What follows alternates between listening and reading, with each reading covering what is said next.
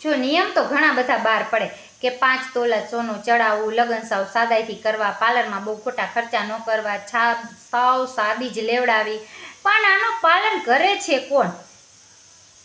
જે લોકોનું બજેટ નથી હોતું ને એ લોકો આવા ખોટા ખર્ચા કરે છે.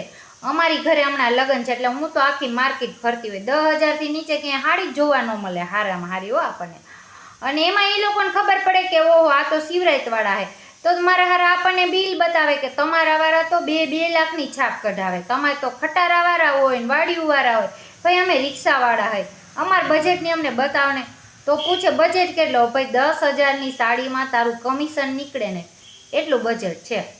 અને એમાંય પાછા આપણે પાર્લરમાં જઈએ એમાંય પાછા એવડા રૂપિયા જોઈએ. સોટલો વાર હોય 2,000 રૂપિયા આવે. હું તો કીધું સોટલો વાર કે 2,000 રૂપિયા હસોડા એના. અને એમાંય મોઢા ઉપર આપણે કલર લગાવી એ તો અલગથી પાછો. આપણે કેમ જ્યારે દિવાલમાં કલર લગાવી પહેલાં અસ્તર મારીએ પછી કલર મારીએ, એવી રીતે મેકઅપ એવી રીતે કરે, હથકના પીછડા લગાવે, 1,000 રૂપિયા એના. એટલે એક ટાઈમ તૈયાર થાવ તમે ઓછામાં ઓછા 3,000 રૂપિયા જોઈ. એ સાઈડવાળા હો, જે દીકરીના લગ્ન થતા હોય એના તો પેકેજ આવે 10,000 ને 12,000. તો સામાન્ય વ્યક્તિ આમાં કેમ પહોંચી શકે? અને ઘર હોય નાના એટલે ગમે ત્યાં એને કંઈક ને કંઈક પાર્ટી પ્લોટ ને બધું રાખવું જ પડે. સામે પાત્ર સારું ગોઈતું હોય એટલે જેવું તેવું તો એ ન હાલે.